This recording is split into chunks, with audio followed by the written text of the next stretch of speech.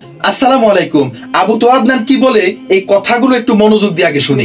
এজেন্ডাটা হচ্ছে বাংলাদেশের মতো কান্ট্রিগুলোতে সমকামিতাকে সরকারিভাবে বৈধ করে ফেলা। এটা হচ্ছে একটা এজেন্ডা, আর এটা এই এজেন্ডা সরকারের না। এজেন্ডা হচ্ছে কিছু সুদ ভিত্তিক এনজিও, একদম খোলামেলা বলা হবে। এজেন্ডা হচ্ছে কিছু কিসের সুদের মহাজনদের। এই ভিডিওটি অত্যন্ত গুরুত্বপূর্ণ, প্রত্যেকের উচিত দিন প্রচারের স্বার্থে এই ভিডিওটিকে শেয়ার করে দেওয়া এবং ছড়িয়ে পড়ার জন্য লাইক করে দেওয়া।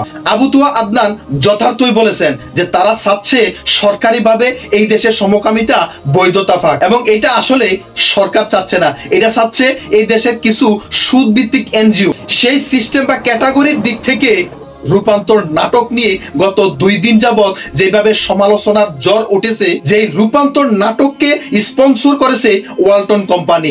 এই ওয়ালটন কোম্পানির টনক নড়েছে আমাদের একটি কাজ দ্বারা। তারা তাদের এই রূপান্তর নাটক নিয়ে ট্রান্সজেন্ডার বা সমকামিতার প্রচার প্রসার হচ্ছিল, তারা এই জিনিসটি যখন দেখলো এবং তারা যখন বুঝতে পারলো, তারা জাতির উদ্দেশ্যে একটা বিবৃতি দিয়ে ক্ষমা চেয়েছে এবং দুঃখ প্রকাশ করেছে, এবং সর্বশেষ তারা ইউটিউব থেকে রূপান্তর নাটককে সরিয়ে নিয়েছে। আর এটা সম্ভব হয়েছে এই দেশের ধর্মবান মুসলমান তৌহিদি জনতার কারণে। যাই হোক, আমার এই রূপান্তর নাটক নিয়ে কিন্তু আজকে মূল টপিকস না। আমার আজকের মূল টপিকস হচ্ছে আমরা যারা মুসলমান, আমরা যারা তৌহিদি ধর্মবান মুসলমান, আমরা কি পারি আর কি পারি না। নবী করিম সাল্লাল্লাহু আলাইহি সাল্লাম আমাদেরকে বলেছেন যে প্রত্যেক মুসলমান নর নারীর অন্তরে জিহাদি কর্মকাণ্ড লালন করা ফরজ। এখন জিহাদি কর্মকাণ্ড বলতে আমরা কি বুঝি?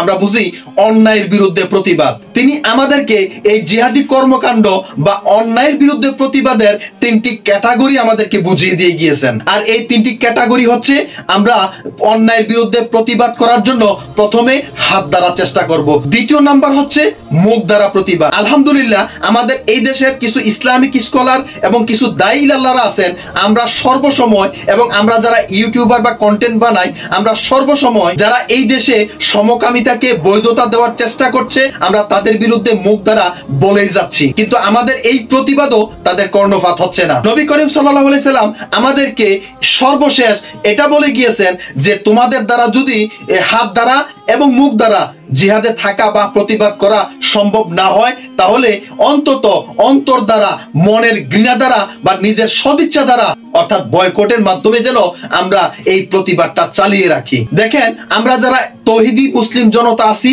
তাদের বিরুদ্ধে হাত দ্বারা আমাদের সম্ভব হয় না, হাত দ্বারা তাদের বিরুদ্ধে লাগার আমাদের সক্ষমতা নেই, মুখ দ্বারা বলে যাচ্ছি তাও হচ্ছে না, যার কারণে আমাদের এই দেশের তৌহিদি মুসলিম জনতা তাদের বিরুদ্ধে বয়কটের ডাক তুলি। এখন অনেকে বলে যে বয়কট করে কি হবে, বয়কট করে লাভ তো নাই, এখন বয়কট কয়েকদিন পরে আবার যেই সেই হয়ে যায়।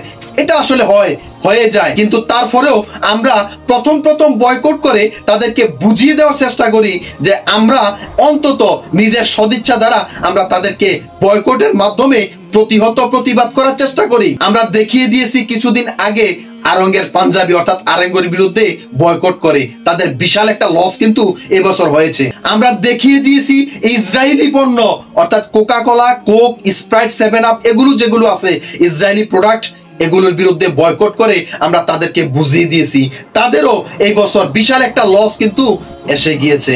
এইভাবে করে আমরা প্রতিটা যারা মুসলমানদের বিরুদ্ধে লাগতে যায়, মুসলমানদের ক্ষতি করার চেষ্টা করে, ইসলামের বিরুদ্ধে লাগতে যায়, ইসলামের ক্ষতি করার চেষ্টা করে, আমরা এইভাবে করে প্রতিটা সিস্টেমে বয়কটের মাধ্যমে অন্তত আমরা এটা বুঝিয়ে দেই যে তোমরা মুসলমানদের ইমানি চেতনায় আঘাত দিও না। কিছুটা ক্ষতি হলো কিন্তু তাদের হয়, আর সেই জিনিসটা ওয়ালটন কোম্পানি বুঝতে পেরেছে, যার কারণে তারা জাতির কাছে ক্ষমা চেয়ে দুঃখ প্রকাশ করে রূপান্তর নাটককে ইউটিউব থেকে সরিয়ে নিয়েছে। আল্লাহ তাআলা তাদেরকে শুভ বুদ্ধির উদয় করে দিয়েছে। সুতরাং আমরা মুসলমানরা, এই দেশের তৌহিদি জনতারা, আমরা প্র্যাকটিসি মুসলমানরা, আমরা যারা পূর্ণাঙ্গ মুমিন মুসলমান ব্যক্তি হতে চাই, আমরা আর কিছু না পড়লেও আমরা এই বয়কট ঠিকই করতে পারি। আসসালামু আলাইকুম ওয়া রাহমাতুল্লাহি তাআলা ওয়া বারাকাতুহু।